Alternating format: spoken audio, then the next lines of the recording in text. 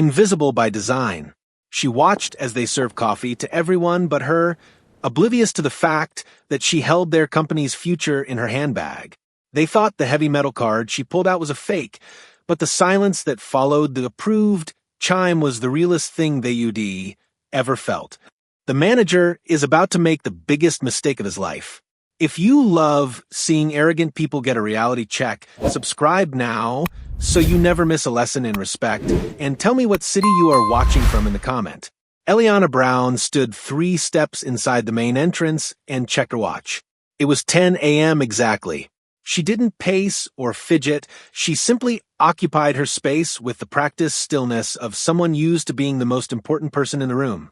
Despite her presence, the atmosphere in the showroom remained pointedly indifferent to her arrival. To her left, a young salesman immediately abandoned his tablet to greet a couple that had walked in seconds after her. He didn't just greet them. He ushered them toward the lounge with a level of enthusiasm that bordered on performance. Eliana watched as another staff member hurried over to offer them bottled water and espresso, their voices hushed and respectful. Eliana remained where she was, waiting for a basic acknowledgement that never came. She saw a woman behind the main desk look up, catch her eye for a fraction of a second, and then immediately look back down at her computer screen. There was no "I'll be right with you" or even a professional nod. It was a deliberate, curated silence. Seconds stretched into a full minute.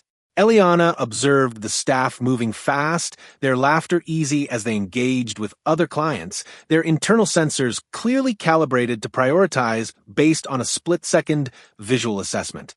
She was being measured and dismissed in real time. A salesman walked past her to adjust a display, his shoulder nearly brushing hers. Yet he didn't offer a word of greeting. He acted as if she were a piece of the architecture, invisible by design. Eliana took a slow, steady breath, noting the efficiency of their exclusion. She wasn't there to be pampered, but she was there to do business, a $20 million expansion that was currently hanging by a very thin thread. She decided to move further into the room, testing whether a change in proximity would force a change in their behavior. As she passed a group of associates, their conversation dipped into low, sharp whispers followed by a burst of muffled laughter. They weren't even trying to hide it anymore. The hospitality was selective, and she was clearly not on the list. Eliana waited for exactly 60 seconds before the first direct interaction occurred. A young associate finally broke away from a group of whispering colleagues and walked toward her. Though his pace was sluggish and his expression lacked any professional warmth, he didn't offer a smile or a greeting. Instead, he stopped several feet away, his body angled toward the door as if he were already planning his exit. "Can I help you?" he asked, his voice flat and disengaged. Eliana met his gaze directly. "Yes, I'm here regarding the partnership expansion," she said, keeping her tone even and professional. The associate didn't ask for her name or check a schedule. Instead, he let out a short, sharp breath and raised an eyebrow in a look of pure skepticism. "Those meetings are scheduled far in advance," he replied, his eyes scanning her from head to toe, as if searching for a reason to take her seriously and finding none. "I know," Eliana said. The young man didn't move to assist her further. He didn't offer a seat or ask her to wait while he checked with a supervisor. Instead, he gave a vague, dismissive gesture toward the open floor. "You're welcome to look around for a bit," he said, his tone implying that looking was all he expected her to be able to do. It was a clean humiliation, a dismissal masked as permission, designed to make her feel like a trespasser in a place of business. He turned his back on her before she could respond, returning to his co-workers. As he rejoined them, the volume of their conversation dropped for a second before exploding into a fresh round of laughter that echoed through the showroom. Eliana stood her ground, watching as the staff continued to ignore her, their sharp voices and easy laughter serving as a barrier she wasn't supposed to cross. She took another slow breath and walked deeper into the room, realizing that for these people, respect was a currency they weren't willing to spend on her. Eliana walked to the main counter and stood there until the female associate finally looked up from her paperwork with an expression of deep annoyance. The woman didn't ask how she could help. She simply stared, waiting for Eliana to justify her presence. Eliana didn't waste time with explanations. She reached into her bag, pulled out her VIP black card, and placed it on the counter between them. The associate didn't pick it up at first. She leaned over, squinting at the matte finish, and then a sharp, mocking grin spread across her face. She picked the card up, tapping it against the countertop. The heavy metallic clack it made should have been a warning, but instead, she held it up for her colleagues to see. "Is this serious?" the associate asked, her voice rising so the other customers could hear. "We get people trying this all the time. You know they sell these replicas online now, right?" A salesman who had been standing nearby stepped closer, peering at the card before joining in the laughter. He told Eliana that anyone could buy a metal blank and a card embosser for $50 to try and look important. The mockery wasn't quiet. It was a performance for the room. A few customers turned their heads, and Eliana noticed two people nearby pulling out their phones, recording the interaction as if they were witnessing a prank. "I'm here for a professional meeting," Eliana said, her voice remaining low and steady. "Run the card." The associate didn't move toward the terminal. She just shook her head, still holding the card between two fingers as if it were a piece of trash. "We don't run cards we know are fraudulent," she snapped. "It's a waste of our time, and frankly, it's insulting that you think we'd fall for it." The laughter from the staff grew louder, fueled by Eliana's refusal to get angry. They took her silence for a lack of a defense. The associate tossed the card back onto the counter, where it landed with a heavy thud. She told Eliana that she should leave before things got official, but Eliana didn't move. She simply looked at the card, then back at the woman, waiting for the one person in the building who actually had the authority to make a mistake this expensive. Murphy Parker stepped out of the back office, his face already set in a scowl before he even reached the counter. He didn't ask what the commotion was about. He simply looked at the group of laughing employees and then at Eliana with deep annoyance. He snatched the card off the counter, barely glancing at it before dismissively tossing it back down. "This isn't how business works," he said, his voice loud enough to ensure every customer in the showroom was listening. "You don't just walk in off the street and wave plastic around to get attention." "It's metal," Eliana replied, her voice remaining perfectly level. Murphy scoffed and leaned over the counter, invading her personal space. "Cute correction. But we've seen people like you before trying to film scams for social media."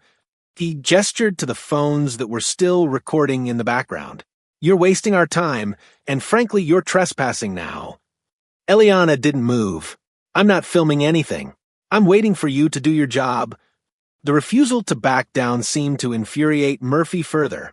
He didn't attempt to de-escalate or pull her aside for a private conversation. Instead, he waved over a security guard who had been standing near the entrance. "I want her removed immediately," he barked, pointing a finger at Eliana.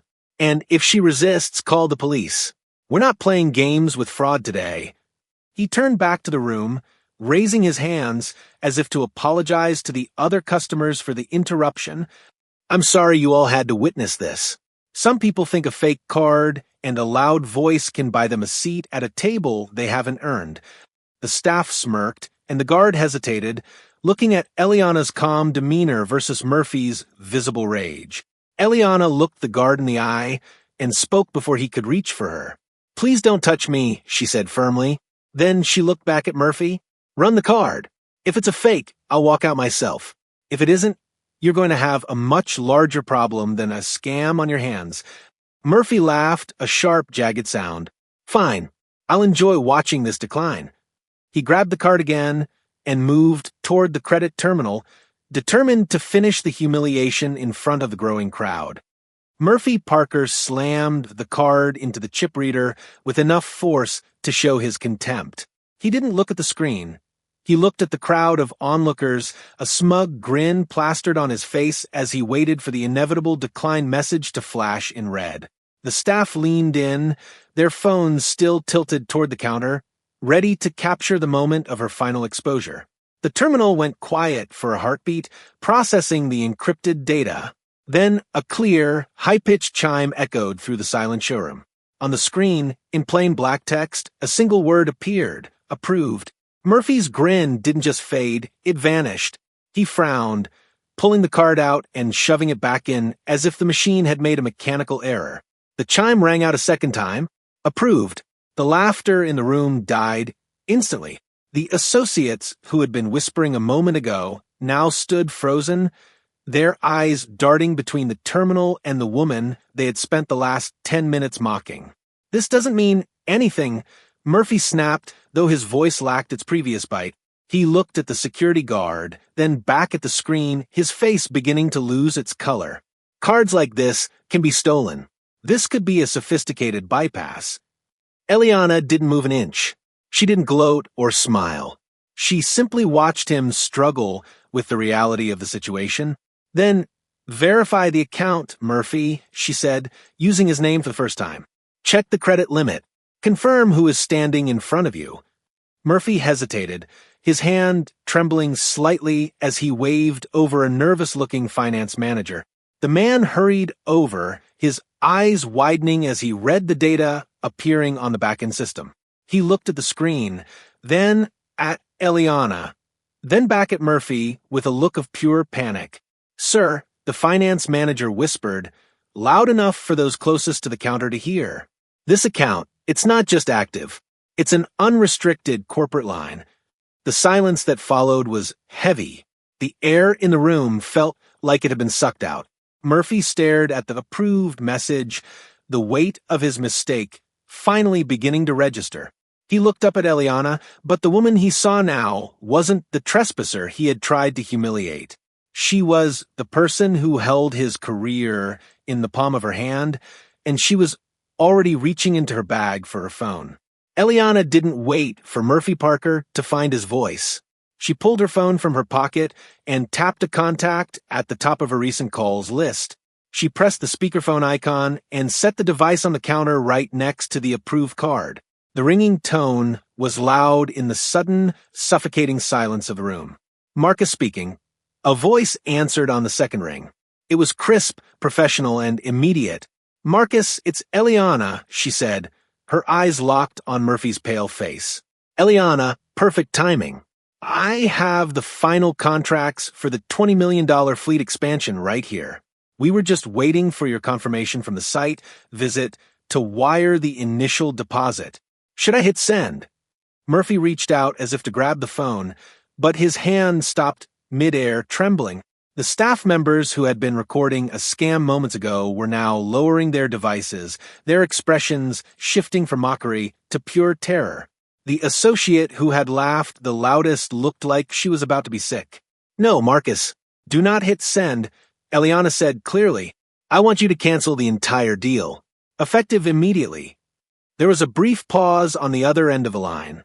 "Cancel? Eliana, we've spent 6 months vetting this partnership. Is there a technical issue with the inventory?" "The inventory is fine," Eliana replied, her voice cold and steady. "The culture is the problem. I've just spent the last 15 minutes being ignored, insulted, and accused of fraud by the floor manager, a man named Murphy Parker. He's currently standing in front of me after trying to have me removed by security for presenting my corporate card." "Understood," Marcus said, his tone shifting to something sharp and final. "The contract has a standard conduct and reputation clause. I'm voiding the agreement now. I'll notify our legal team to cease all communication with this branch and its parent company. We'll move the contract to their competitor by end of day. Thank you, Marcus. Keep me posted," Eliana said. She ended the call. The silence that followed was different than before. It wasn't the silence of a prank or a joke. It was the sound of a massive financial engine grinding to a halt. Murphy Parker looked at the black card on the counter as if it were a live grenade. He tried to speak, his mouth opening and closing, but no sound came out. The $20 million deal was gone, and everyone in the room knew exactly whose fault it was. The man with the lanyard, a regional director, finally turned to Eliana. He looked like he wanted to apologize, but he seemed to realize that words were useless at this stage. He simply nodded, a silent acknowledgement of the disaster his team had created. Across the floor, The associates who had participated in the mockery were being pulled aside one by one. The female associate who had laughed at the card was already being escorted toward the back, her face buried in her hands. There was no more laughter in the showroom. The scam was gone, replaced by the reality of a workplace being dismantled in real time. Murphy stood there, stripped of his authority and his career, watching as Eliana reached out and calmly slid her black card off the counter. Eliana picked up the black card and slid it back into her wallet. The heavy metal didn't make a sound this time. She looked at Murphy Parker, who was still standing by the counter, staring at the empty space where his badge used to be. He looked like he wanted to say something, but the time for talking had passed $20 million ago. The regional director stepped forward, his hands clasped in front of him. Ms. Brown, if there is anything we can do to rectify this, if we can offer a personal apology from the board. Eliana zipped her bag shut. You don't need to apologize to me, she said, her voice carrying clearly through the now silent room. I'm going to be fine. My company is going to be fine. You need to look at the people you still have working here. She glanced around the room at the remaining staff. They wouldn't meet her eyes. Some were looking at the floor. Others were staring at their computer screens, suddenly very busy with nothing. You didn't lose this deal because you didn't know who I was, Eliana continued, looking back at Murphy. You lost it because you thought you knew exactly who I was based on nothing but your own bias. I shouldn't have to be a CEO for you to treat me with basic decency. You should have just been professional.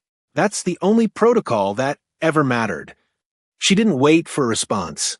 She didn't need one.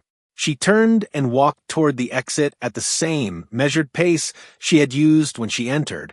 Behind her, phones were still ringing, and the regional director was already beginning a frantic conference call to explain the loss to his investors. The security guard, the same one who had been told to throw her out, reached for the door handle before she could. He held it open and gave her a short, respectful nod. Eliana stepped out into the fresh air, leaving the chaos of the showroom behind her. She had come to see if they were the right partners for her business. By the time she reached her car, she had her answer, and the $20 million was already being redirected to a firm that knew how to value a customer before they ever saw the card.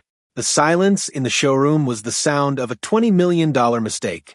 Eliana didn't need to shout to be heard. Her bank account and her boundaries spoke loud enough. She walked out of those glass doors with her dignity intact and her capital ready for someone who deserved it. This story is a reminder that you should never judge a book by its cover, because the person you're looking down on today might be the one holding your entire future in their hands tomorrow. Some people learn that lesson through a conversation, others learn it through a pink slip and a collapsed career. If you enjoyed seeing Eliana stand her ground and want to see more stories of high-stakes justice and ultimate respect, make sure to hit that like button. Subscribe and turn on notifications so you never miss a moment of these powerful life lessons. How would you have handled Murphy Parker? Let us know in the comments below. Thanks for watching, and remember, never let anyone mistake your silence for weakness. See you in the next O.